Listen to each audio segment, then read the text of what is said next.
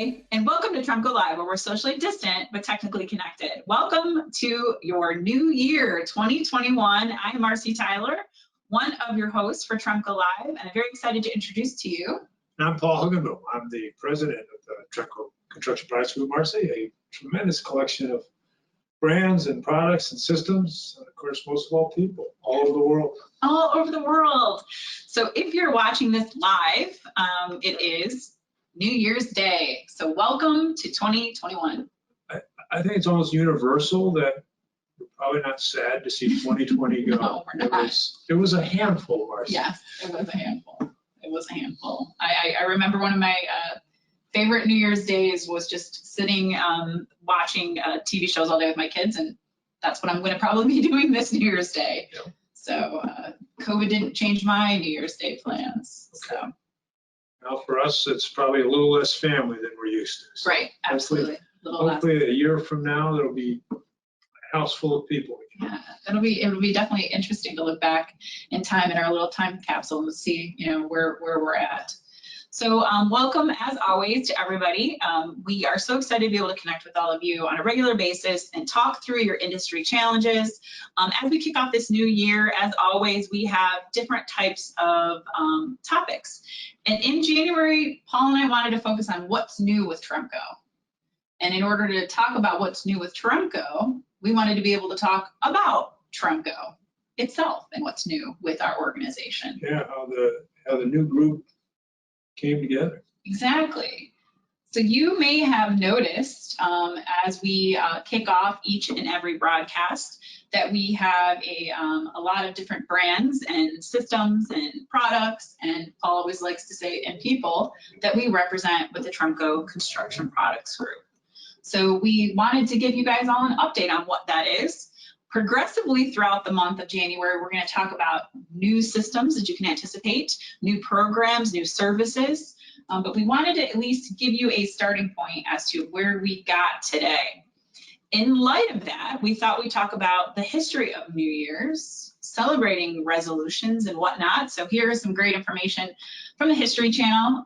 There is a great program all about that history of New Year's Eve. It talks about the ancient Babylonians first celebrated the New Year over 4,000 years ago. And then, of course, people like to talk about resolutions, right? And in the whole thought of countdowns, I did a countdown of the top resolutions. So there's an article here about the 50 New Year's resolutions and how to achieve them. Then we have the top 25 most popular resolutions. And then this one down here, all about the 10 most common New Year's resolutions. So Paul, what about you? Marcy, I've never made a New Year's resolution in my life. So maybe your New Year's resolution is to continue to never have a New Year's resolution. I don't know.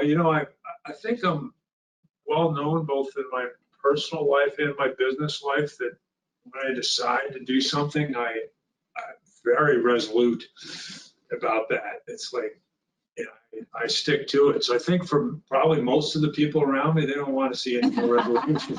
Okay, so then let's do enough that. Is enough. Enough's enough. Let's give everybody a favor. Well, I haven't come up with one as of right now.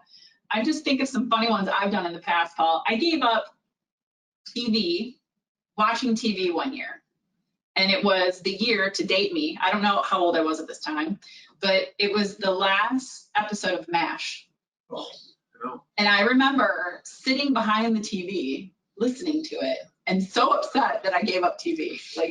And then when you think about TV back then, didn't have the same kind of constant on as we are connected today, and that was difficult for me. Yeah, it wasn't like you could come back in a month and watch it. Exactly, right. So I was pretty upset about that. Another one was giving up soda or pop, depending on what you call it. And I remember we went to the Ice-Capades, and I think I sat there next to my mom going, "There's a vendor with pop. There's a vendor with pop." Like, I don't think I watched the show. I was focused on the fact that I couldn't have pop. So do you have any resolutions in mind right now, Marcy? You know what? I don't. I mean, I think some of the healthy things I could think of is, obviously eating healthy and exercising. Those are things I try to incorporate anyway. I don't really have any. Okay, well, we'll check in after the first. We're gonna check in. We'll check in for sure. We'll see. What I am dedicated to from a dedication perspective is education, right? Obviously, that's a key part of what you and I do here when we are able to sit up in front of everybody each and every day. So definitely that is a key thing for me, is to continue to educate everybody. So as we mentioned, you know, that Tremco Construction Products Group, you can see the different areas of focus that we do have with Drive It, Nudura, Will Seal, roofing, and sealants. You know, we've got all those different areas covered on that building enclosure. We always like to talk about that power of one, that you got to hear that power of one a lot in our parody, if you haven't caught it, our Christmas special. So check out our Christmas special as well. We talk a lot about that power of one and what we can bring to our customers. Yeah, we're pretty unique in really the areas, the totality of the areas that we can cover, Marcy, and that that's a pretty cool thing. It is. I remember somebody telling me once, they're like, is this for commercial construction or is this for residential? And somebody said, hey, that structure doesn't know that the requirements or whatnot could be potentially different, but the concepts aren't. So it's great that we can cover all those areas. And I do think it's always been, I think the conventional thinking has been is that commercial construction is perhaps at a higher level than residential, but we don't think that way. I think we really want to see best practices no matter what's being built. Absolutely. Yep. We're really excited about all of these capabilities that we now have all together, and some of those brands that you may have been using for many years now. Obviously, Drive It, Will Seal, Nudura, and Tremco. We all introduced our whole new look there, right? Our traditional green, our Tremco green is there, a new branded tee, and all the rest of our. Yeah, the tea's interesting, Marcy. I know when that was unveiled with me, you know, the original Tremco tee, I think, was more of a cursive. Yes. And so the new updated tee came out, and I remember when I first saw it, I had to, you know, I said to myself, all right, Paul, be open-minded. Tee's been one way for 90 years. So it's, you know, it's not that different. But I would agree the team did a great job. It's a little tweak. It's a nice fresh look. Yeah, and I like how we're still keeping the Will Seal, the Drive It, and the Nudura, and just adding the T to that. Their existing those existing systems that we are so fortunate to get to represent each and every day. Yeah. So in order to talk about that whole new, the Tremco Construction Products Group, I thought it'd be really great if Paul, you could kind of tell us how we got where we are at today. Sure. If you see on your slide in front of you, it says July 22, 2019. So Marcy, I'll actually take the clock back a couple of years earlier. And Frank Sullivan, who's RPM's CEO and chairman, my boss, came to me and said, hey, I'd like to, I think we're at the point where we can put group together in terms of what's already Tremco and then these other components and a couple of acquisitions that were in the works. And he says, I think we can put a very, very powerful and very unique construction products group together. What do you think? And so at the time, myself and Chuck Hauk, you know, we said, yeah, we're up for this. And then it took a couple of years because there's a lot of moving parts. Yeah. And July 22nd, 2019 was the public unveiling of this at the New York Stock Exchange. RPM always has a tradition, of course this year not with COVID, right, but of releasing our end of year earnings at the stock exchange and then updating the analysts that follow RPM. So this was an audience then of about 80 or so people, and it was the first time that this group was unveiled. Every quarter now we have a report card because we're a reportable segment, so you can see how we're doing, a clean line of sight for the market. And this was the first time that I explained to that analyst audience, who are we? So this was about a 9 or 10 minute presentation, but I'm under a little less time pressure this time, Marcy, so I might ad lib a little bit of thinking about what went on to creating each slide. So if we go to the first slide here, so this was really, what you see is RPM now constructed in its 4 groups. That was a change from before. And then in yellow is our group. And then to the left, you can see it's about air, moisture, thermal, and infrastructure. And then the little plus signs on the top, these are the core RPM values that are part of this structure. And then as you see on the header, strategic realignment to drive growth and efficiency. So this was a fair amount of change that went into RPM to realign in this fashion. So if we get the next slide. And then I like to talk about our brands, because I think historically RPM had, certainly within our group, had talked about the companies within the group. So this was really, has now become brand focused. There are 9 of them that are very global in nature. You can see those. And then there are 2 regionals, one Vehicles in Brazil and Key Resins is in North America. So this is now a brand orientation as opposed to a, what I guess I call a collection of companies orientation. All right, let's see next one. And then this is the key markets we serve. So the investment community always wants to know that. On the right, you see infrastructure. So really anything made out of concrete and any of that concrete that needs protection. So you see it listed there, bridges, rails, transit, highway, tunnel, water, power, etc. And then the left is the building envelope. We talk about air, moisture, thermal control, and that's on the 6 sides of the building. Plus seamless flooring, fire protection within that building on any surface, and then the concrete within that building. So that's kind of how you simplify our group. All right, next slide there, Marcy.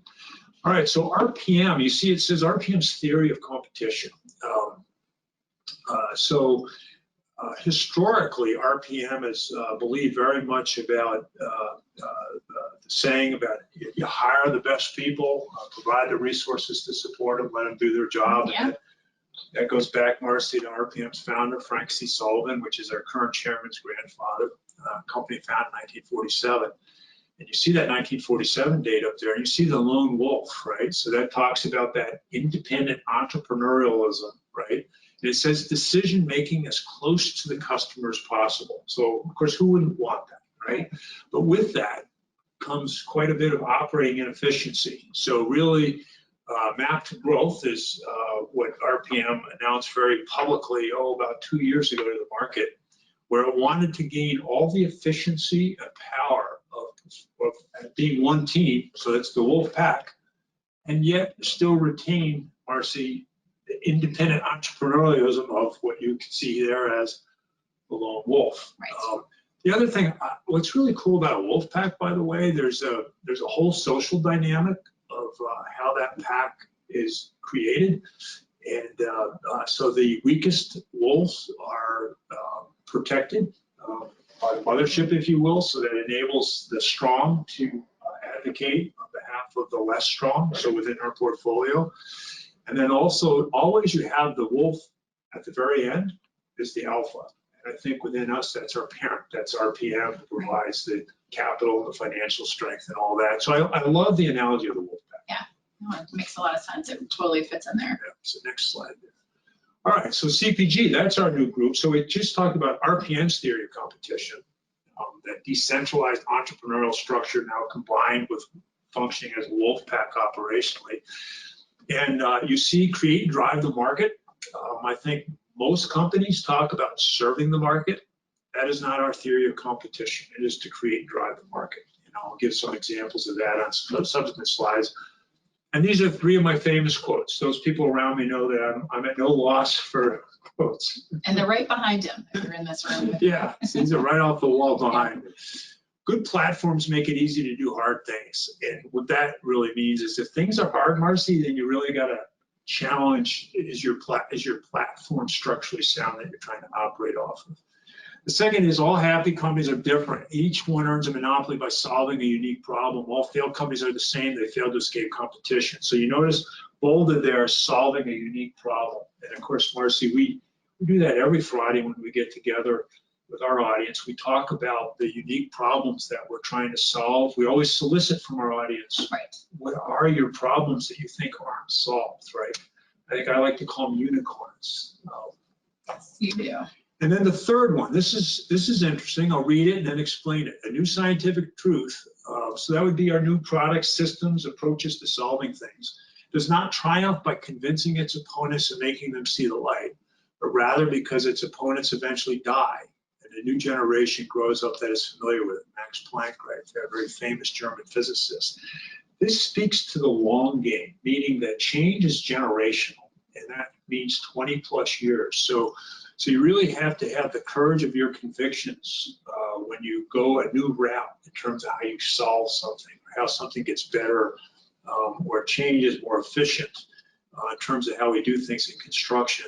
You really got to have the persistence for 20 plus years to make that impact. You know, often you can look at, oh, I don't know, Marcy, our XOR 430, and you're like, wow, that's been a great, success all of a sudden. And you're like, no, the thinking behind XOR 430 goes back, you would know, I'd say 15 years, right? These things are not overnight. They take tremendous persistence. So if you're going to create and drive the market, it's a generational game, right? You got to be persistent. All right, next slide. All right, so if you recall off my previous slide, I talked about platforms. Right. So within our group, we have 13 core platforms, and we don't have enough time to go through each one, and I certainly didn't at the stock exchange. There are two that you see circled, so I profiled a couple of them to kind of explain to the audience what it means. But notice that our platforms are the primary, so they create and drive the market, they're highly differentiated, and they solve unique problems, right? And when we do that, we deliver value very, very well for our customers, owners, contractors, consultants, architects, engineers, and so on. So we'll focus on a couple of these, and everything else within our group, Marcy, is a slave to supporting that strategy of these platforms. All right, so this is Alphaguard and Vulcan, which would have been number 5 on our previous slide. And this speaks to a project that Ford Field Restoration, fluid applied, and it speaks to the cost of neglect. So you see that in the upper left-hand side. So that would be conventional roofing, which is you put on a new roof, and then 20 years later, whatever, 25 years later, you get to replace it. Right. And in a urban environment such as Detroit, replacing a roof of that size, rule of thumb, about $35 a square foot, 340,000 square feet, so it's about $12 million. And you can restore that for far less, and of course, be in a position to then restore it repeatedly. So as we like to say, you already own the last roof you ever need, right? So really up in the header, you see restoration of the roof, asset management, eliminate run to failure. So a tremendous amount about Tremco and our new group is how to eliminate run to failure and how to actually make everything restorable. Right. And in many cases, Marcy, these are systems developed 20, 30, 40 years ago. They weren't developed to be restored. And we go to work to how can you restore them to avoid the agony of tear off and replace. So in the fluid applied roofing, you see the market size here, roughly in North America, 5.64 billion in low, no slope. Today, fluid applied, well, this is about a year and a half old. It's bigger than this now. I think it's around 1.1, 1.2 billion. And we're very much, Tremco is very much the one driving that market to change the thinking from run to failure and tear off and replace to restoration.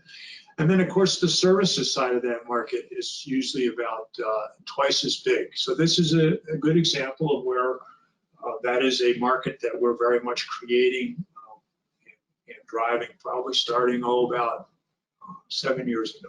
All right, let's go on to our next example. Okay, so this is also under Alphaguard Vulcan. So this is a great case study we have. So you see restoration, 4 more sides of the building. So we just talked about the roof. Right. So restoring the other 4 sides of the building, the facade, Tremco's been doing that, Marcy. Some of your case studies go back, what, 25 years? Yeah, we did one, we talked about a gasket job that we were working on in Dallas. So. Was that 30? You gave an example in one of our recent shows, I remember. Was it Houston, I think? Was it 30, 35? You showed the original drawings. Yeah, it was Dallas. It was Dallas. Oh, Dallas. Dallas, Texas. Yeah, I think it was 35-year-old or 33 years old. It had been restored 30-some years ago, and we were about to restore it again. Right, avoiding a tear off and replace. Yeah. So you see some great before and after pictures up there, Marcy, right? Where on the before, there's probably up to 7 interfaces there where a leak can be coming in. Yeah. You can be having negative, positive stack pressure that water can just go about anywhere. Yeah, we don't know where it's coming in at, right? Called chasing leaks, Yes. right? And then you see the after, which is our gasket overlay capabilities, custom matched, looks real nice, gives a nice new look to the building. And the other thing, so on this project, I think it was probably 15+ million to do facade replacement, floor by floor, displacing the tenants. Displacing the tenants. Would take a couple of years. We did that for less than $1 million in a summer. And the other thing is, one of the things that we like to do for the public markets, they ask what are the macro trends in the industry. So you see here are listed, or count them up, 11 macro trends, and I highlighted 4 that are specific to this job. So labor shortage. We all know that it's increasingly hard to have skilled labor. Right. So this is a much easier skill in terms of having a skilled supervisor and then really a less skilled crew that can get on that swing stage and get trained up very, very quickly to do this. So much more labor efficient. I don't know, to do a facade replacement on a building like this, Marcy, we could have a crew of 10 or 15. Yeah. Oh yeah, and then 20. the time associated with it too, right? I put unmaintainable buildings. So when this building was built, it was never designed, Marcy, to be maintained. Right. It didn't come with a manual to say, oh, 20 years from now, when that gasket fails, here's what you do. So there's this enormous inventory of buildings from the 60s, 70s, 80s, even the 90s that need to be maintained and weren't designed for maintenance. And of course, that's why our overlay gasketing systems are so powerful. So powerful there.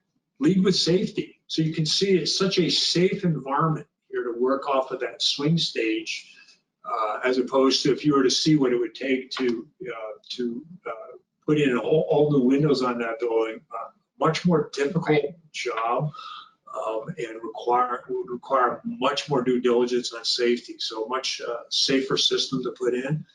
And then the last, climate change volatility. What I mean here is that typically if we were replacing all the windows on this job, Marcy, we want at least 3 good days of weather before we go to work.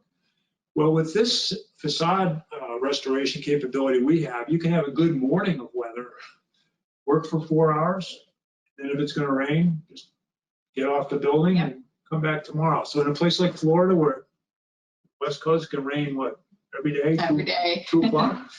So what I mean here is that the climate's getting more volatile. It's getting harder and harder to get those clear windows in which you can work. So these were a few of the trends that our systems are really addressing very, very well. All right, we'll go on to the next slide, Marcy. All right, so Marcy, you just saw me talk about restore, restore, restore. But what if we built it the first time, right, such that it didn't need to be restored, right? So I see the little red marker there says it's on the insulated on the form. It moved on me, Marcy. It used to be on the restoration. So I just put that up there to see if you're paying attention. I would notice. Exactly. So the little red X goes to restoration. What we mean here, so what if we did new construction such that it were designed to be maintainable essentially forever and didn't suffer from some of the things that we just covered.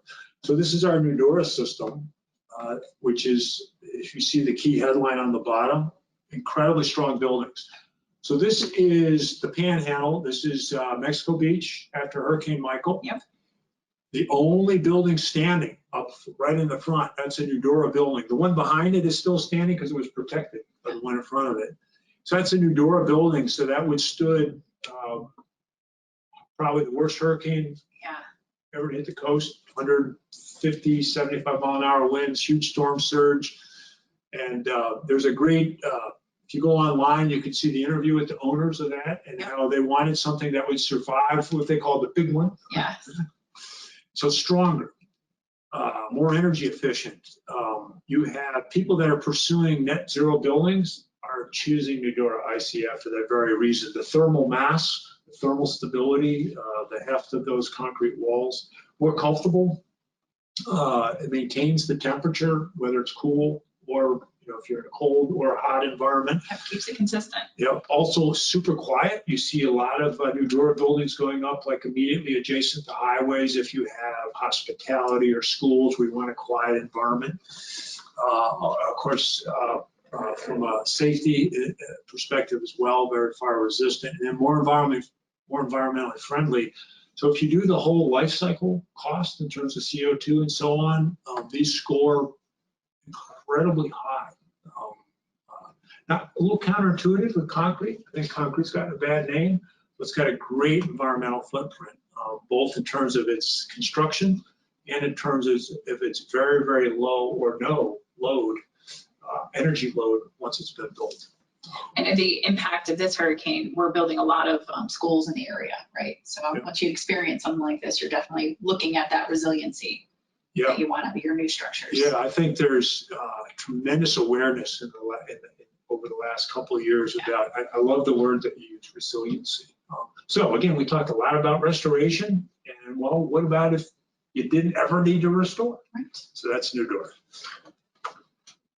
All right, so of course, putting the group together gave us a very strong global footprint. So there isn't any part of the world that you don't see a nice yellow circle on. So we became very global very quickly.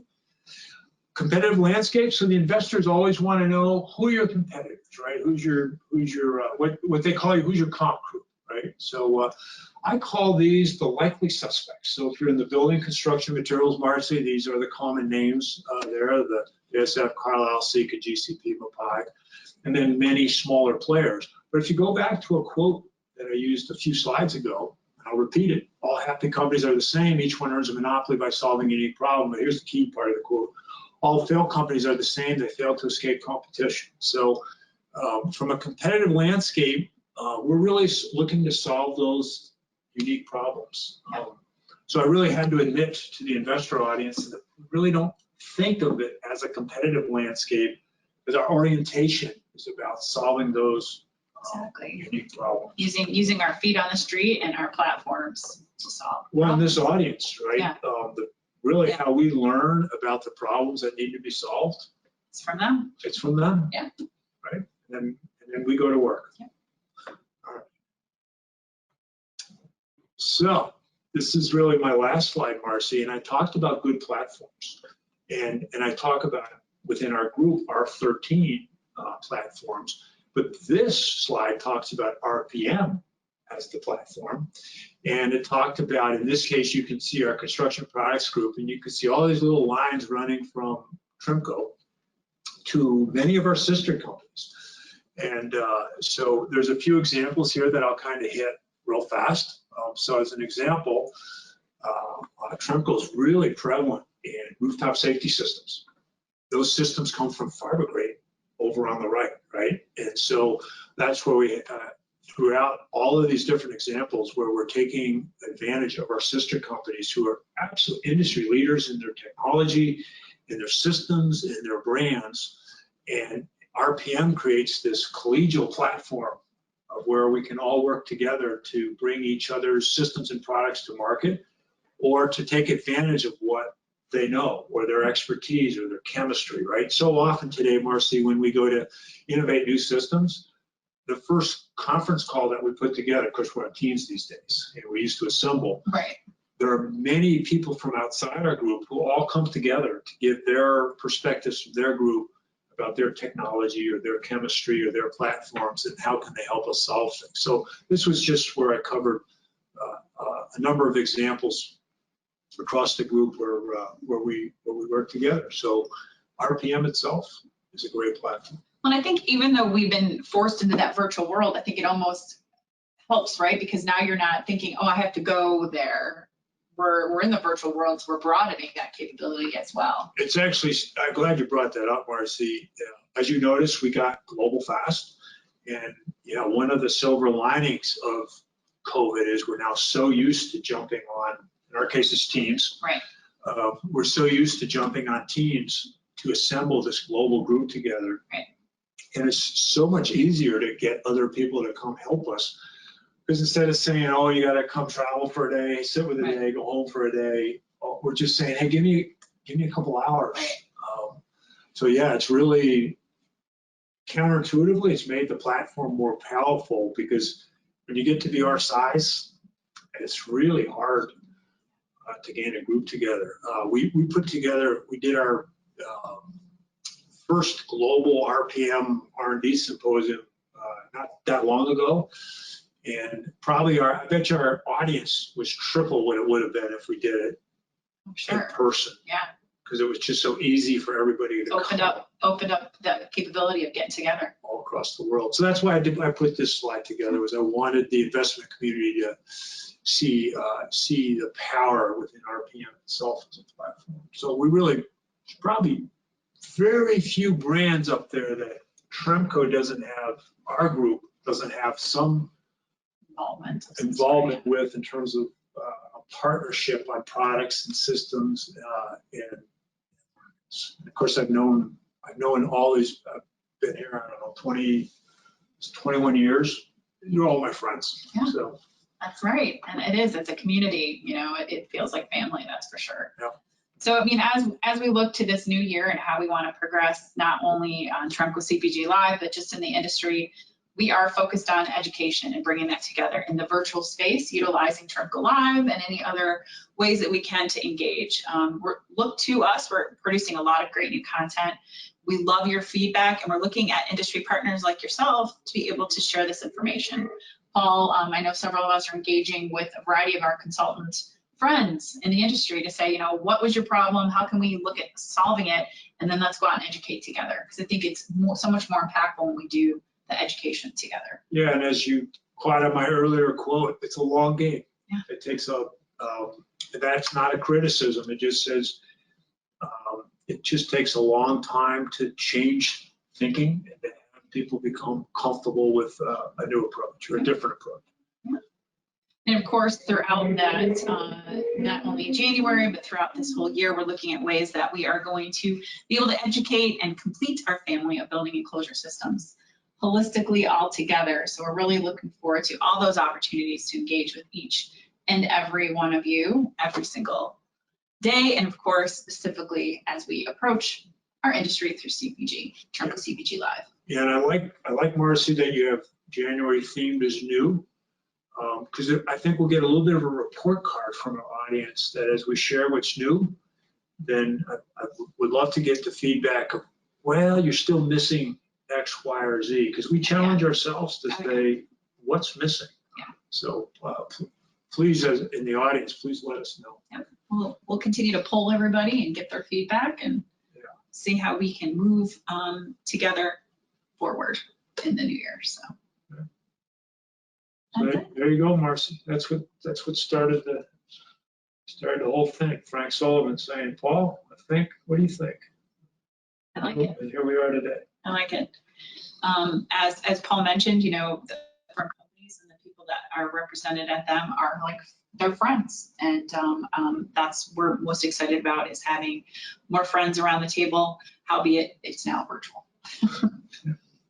Although the vaccine is here. Yes. So, I really hope a year from now, things can be a little different. Looking forward to how we will be different in the new year for sure. So, well, thanks as always. We hope you had a great holiday season. We hope you continue to celebrate today and each and every day in the new year. So welcome 2021. See you next Friday. Yes, next Friday. Thanks, everybody. Be safe.